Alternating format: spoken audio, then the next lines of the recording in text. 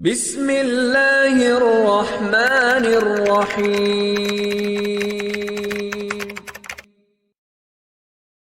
अस्सलाम वालेकुम स्टूडेंट्स, मेरा नाम अम्मार मुजाहिद है और हम थॉमस कैलकुलस के चैप्टर नंबर 1 की एक्सरसाइजेस सोल्व कर रहे थे। एक्सरसाइज 1.1 के पहले 32 सवाल कर चुके हैं और 33 से लेकर 36 तक करते हैं। तो इन 4 सवालों में हमें दो कॉन्सेप्ट्स की ज़रूरत पड़ेगी। एक है ग्रेटेस्ट इंटीजर फंक्शन और दूसरा है लीस्ट इंटीजर फंक्शन। इनके और नाम्स भी हैं, जैसे ग्रेटेस्ट इंटीजर फंक्शन को सम टाइम फ्लोर फंक्शन कह लिया जाता है। इसी तरह लीस्ट इंटीजर फंक्शन को सम टाइम हम सीलिंग फंक्शन से भी रिप्रेजेंट करते हैं। ठीक है, तो पहले इनकी डेफिनेशंस देखते हैं, उसके बाद फिर हम इन एक्सरसाइज के क्वेश्चंस की तरफ चलेंगे। तो ग्रेटेस्ट इंटीजर फंक्शन एक ऐसा फंक्शन है जिसमें आप कोई भी रियल नंबर पुट करें तो आपको आंसर देगा एक इंटीजर। कौन सा इंटीजर? जो कि उस रियल नंबर से छोटा हो बट ग्रेटेस्ट। ठीक है, जैसा कि मिसाल के तौर पर, अच्छा, इसको रिप्रेजेंट करने के लिए ब्रैकेट्स कुछ इस तरह से लगाई जाती हैं। ठीक है, मिसाल के तौर पर मैं कहता हूँ जी 2.5 का ग्रेटेस्ट इंटीजर फंक्शन कौन सा होगा, तो इसका आंसर होगा 2, क्योंकि 2 ही ग्रेटेस्ट इंटीजर है इस रियल नंबर के लिए। ठीक है, जो कि एग्जैक्टली इंटीजर भी है और ग्रेटेस्ट है, लेस देन दिस नंबर। इसी तरह मिसाल के तौर पर आपके पास आता है जी लेट्स से 1.9, तो इस केस में 1 एक ऐसा ग्रेटेस्ट इंटीजर है जो कि इस नंबर से छोटा है। ठीक है, और ग्रेटेस्ट इंटीजर है, तो ये इसका आंसर आएगा। यानी आपने करना क्या है कि आपके पास, चले इस फंक्शन को अगर हम लिखना चाहें तो F of X is equal to X लिखेंगे, आप ऐसे ही है ना। आप ये आपके सामने मैं एक ओपन इंटरवल लिखने लगा, ओपन नहीं इनफेक्ट होगा, वो हाफ ओपन इंटरवल होगा। लेट्स से मैं आपके सामने यहाँ पर लिख देता हूँ फॉर एग्जांपल जी 1 से लेकर 2 तक, बट 2 वाली साइड होगी ओपन। आप इस इंटरवल से जो भी वैल्यू पुट करें इस फंक्शन में, जो मर्जी वैल्यू पुट करें, आपका आंसर इन ईच केस क्या आना चाहिए? 1 आना चाहिए। 1.1 पुट करने 1 आएगा, 1.2 पुट करने 1 आएगा, 1.9999 पुट कर लें तो भी 1 आएगा। ठीक है, तो इस तरह से ग्रेटेस्ट इंटीजर फंक्शन जो है वो वर्क करता है। तो हम चलें ज़रा इसका क्विकली ग्राफ भी यहाँ पर ड्रा कर लेते हैं। लेट्स से जी this is our coordinate system, और इसके ऊपर ज़रा क्विकली से नंबर्स भी हम लगा देते हैं। लेट्स से this is 1 2 on x axis, -1 -2, इसी तरह वाई एक्सिस पर भी 1 2 -1 एंड -2। ठीक है, देखिए मैंने कहा ना 1 से लेकर 2 तक आपका आंसर आएगा 1, तो ये 1 है, ये 2 है, यहाँ से लेकर 2 तक आंसर क्या आएगा? 1। 2 पर आपका होल आ जाएगा और 1 पॉइंट इंक्लूड होगा। इसी तरह आपके पास 0 से 1 तक आंसर क्या आना चाहिए? 0 आएगा और 1 पर होल आ जाएगा और 0 वाला पॉइंट इंक्लूड होगा। ठीक है, फिर आगे -1 से 0 तक आंसर क्या आएगा? माइनस का 1 आ जाएगा। -1 पर आपके पास 0 पर आपका होल आ जाएगा और -1 पॉइंट जो है वो इंक्लूड होगा। ठीक है, इसी तरह अपना आगे दोनों तरफ चलते जाना। ये था हमारा ग्राफ ग्रेटेस्ट इंटीजर फंक्शन या फिर फ्लोर फंक्शन। ओके, सो अब आगे आ जाए। ये इसको अपोजिट है, लीस्ट इंटीजर फंक्शन।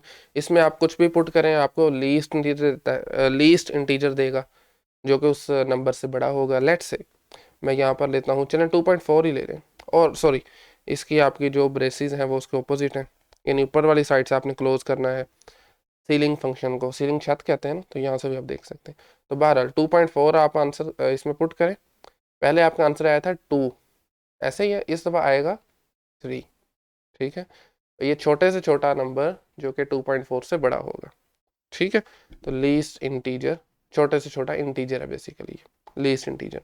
इसी तरह आप इसमें लेट्स से पुट करते हैं फॉर एग्जांपल जी 1.1 पुट करके देख लें, इसका आंसर आपके पास इसमें क्या आ जाएगा? 2 आ जाएगा। ऐसे ही है।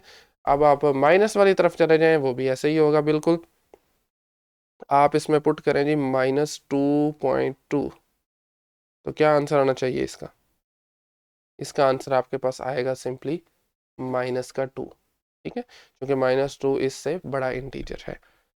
तो इसका भी ज़रा हम क्योंकि अब ग्राफ देख लेते हैं।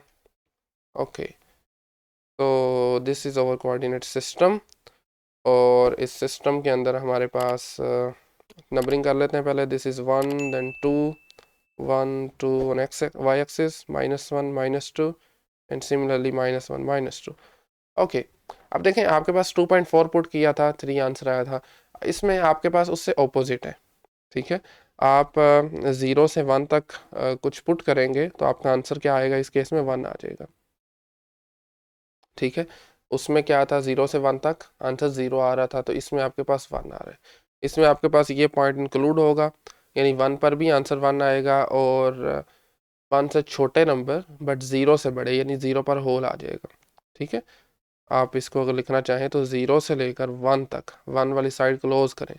इस सब का आंसर क्या आएगा, इस सब का आंसर हमारे पास क्या आ जाएगा, सिंपली 1 आ जाएगा, ठीक है। इसके दरमियान जितने भी रियल नंबर्स हैं ना, इनफाइनाइटली मैनी होंगे, जो कि सबका आंसर आपका 1 आएगा। इसी तरह उसके बाद आपके पास ये लाइन आ रही है, और मतलब यानी कि आप अगर 0 से लेकर -1 तक पुट करते हैं तो आपका आंसर इन ईच केस 0 ही आएगा, ठीक है। 0 ऑन वाई एक्सिस। इसी तरह आप आगे मूव कर सकते हैं इसको, और दूसरी तरफ भी बिल्कुल इसी तरीके से ये वाली साइड आपकी इंक्लूड होती जाएगी, और इस तरफ लेफ्ट साइड पर होल आता जाएगा, ठीक है। एंड इसी तरीके से बिल्कुल इसी तरह से। ओके, सो ये हमारा था जी ग्राफ लीस्ट इंटीजर फंक्शन का। अच्छा, अब हम चलते हैं अपने क्वेश्चंस की तरफ। स्टार्ट करते हैं 35th से, सॉरी 33 नंबर क्वेश्चन से, और इसमें एग्जैक्टली डेफिनेशन ही यूज़ हो रही है। 33 में आपके पास डेफिनेशन ही यूज़ हो रही है। और 33 के बेसिकली 2 पार्ट है। पार्ट नंबर ए में वो कह रहा है कि आप x इज इक्वल टू 0, यानी ये कौन सा फंक्शन आपके पास आ रहा है, ये आपके पास आ रहा है जी फ्लोर फंक्शन। इसका आंसर 0 कब आएगा, 0 कब आएगा। तो अभी हमने ऊपर ये सीखा है कि आपके पास अगर डेफिनेशन को यूज़ करते हुए मैं लिखना चाहूँ, तो आप अगर x को 0 से लेकर 1 तक, 1 को इंक्लूड नहीं करना, इस इंटरवल के अंदर से आप कोई भी रियल नंबर लें, उसको यहाँ पर पुट करें, आंसर क्या आएगा, 0 आएगा, ठीक है। ये क्या होता है, this is the greatest integer function.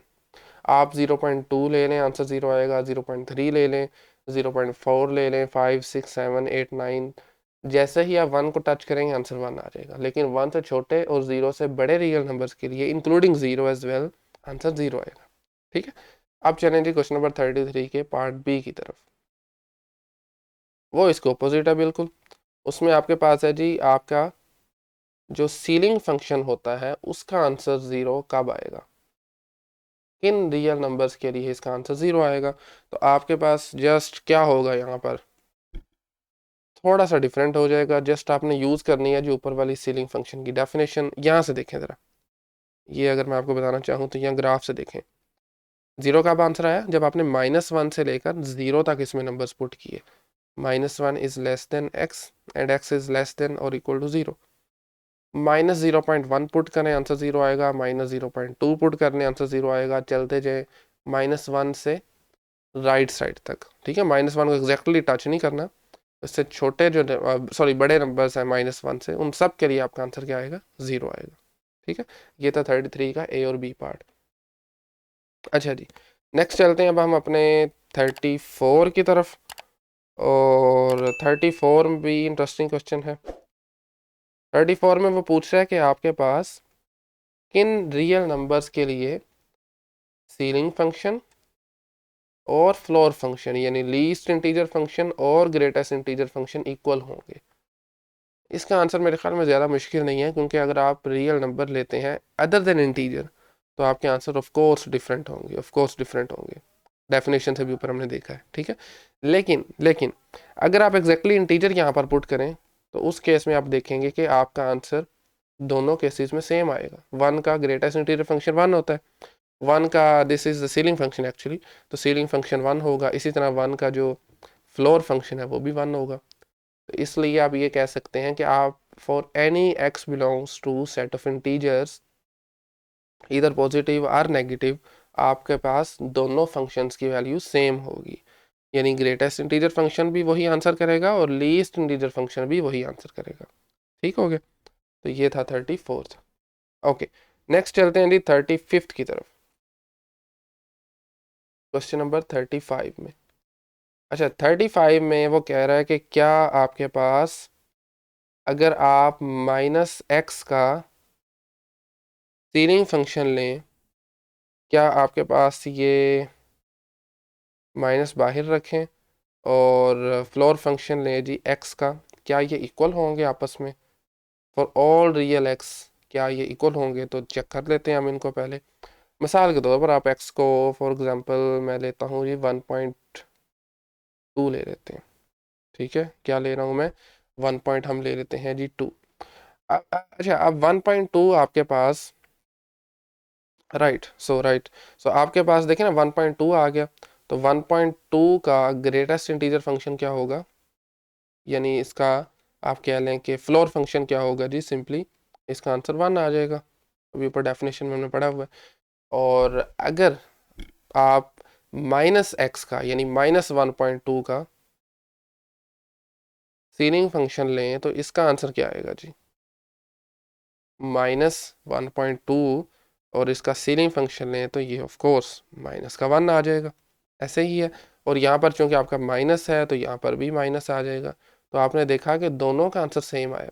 इसी तरह आप कोई भी रियल नंबर लें, कोई भी रियल नंबर लें, आप क्या कहते हैं उसके पास, उसके लिए आप उसका सीलिंग फंक्शन -x के लिए और फ्लोर फंक्शन को लेकर उसके बाद उसको माइनस से मल्टीप्लाई करें तो देखेंगे कि दोनों का आंसर सेम आएगा, ठीक है। तो दोनों की वैल्यूज़ दोनों केसेस में सेम आ जाएगी, तो इसका मतलब है कि हर रियल नंबर के लिए एक्चुअली ट्रू है। वजह इसकी ये भी है, अगर आप ग्राफिकली भी देखें ना तो आपको ग्राफ्स में नज़र आएगा कि आप अगर माइनस वाली साइड पे जाएं तो फ्लोर फंक्शन के केस में आपके पास ये -1 आंसर कब दे रहा है, 0 से -1 तक, ठीक है। तो यहाँ पर अगर आप देखें तो 0 से -1 तक आंसर 0 आ रहा है, -1 से आगे जा रहे हैं तो माइनस का 2 आ रहा है, ठीक है। देखें आपके पास चूंकि चूंकि इसके एक और रीज़न भी है कि आपके पास जो है वो माइनस से मल्टीप्लाई कर रहे हैं आप किसको, आप आपने जो आपका फ्लोर फंक्शन है उसको आप माइनस से मल्टीप्लाई कर रहे हैं। यहाँ पर ज़रा देखें फ्लोर फंक्शंस की वैल्यूज़ को अगर आप माइनस से मल्टीप्लाई करते हैं तो यू कैन चेक कि आपका फर्स्ट क्वाड्रेंट में जो फ्लोर फंक्शन है वही तकरीबन चीज़ बनती है आपका थर्ड क्वाड्रेंट में सीलिंग फंक्शन के लिए, ठीक है। तो माइनस अगर यहाँ पर पुट करेंगे तो सीलिंग फंक्शन में वो माइनस थर्ड क्वाड्रेंट में चल जाएगा, तो दोनों का आंसर इस केस में सेम आएगा, ठीक है। ओके, सो नेक्स्ट है जी हमारा आज का last question which is question number 36। और 36 में आपने एक्चुअली ग्राफ ड्रा करना जो कि ऑलरेडी हम कर चुके हुए हैं। उसने कहा है जी फंक्शन है f(x) और ये आपको दो वैल्यू दे रहा है। पहले आपके पास आ रहा है फ्लोर फंक्शन ऑफ x, कब, when x is greater or equal to 0। उसके बाद है ceiling function of x when x is less than 0, ठीक है। This is greater or equal and this is only less than, ठीक है। Okay, सो इसका हमने ग्राफ ड्रा करना है। तो ग्राफ ऑलरेडी वैसे हम ड्रा कर चुके हैं, बस दोनों ग्राफ्स को आप समझ लें कि हमने मर्ज करना है जस्ट। लेट्स से जी this is our coordinate system, और इसमें पहले हम ज़रा नंबरिंग करते हैं उसके बाद बाकी का काम करेंगे। 1 then 2 3, this is 1 2 3 on Y axis, -1 -2 -3 similarly यहाँ पर भी। ओके, अब ऊपर आ जाए ज़रा उसी को देख लेते हैं। देखें when x is greater or equal to 0 तो आपने यहाँ से स्टार्ट करना है, ठीक हो गया।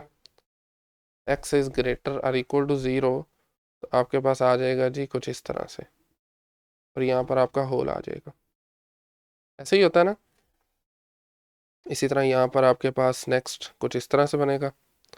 नेक्स्ट चल जाए तो एक स्टेप आगे चला जाएगा। When x is less than 0 तो आपका ग्राफ जो है वो चेंज हो जाएगा।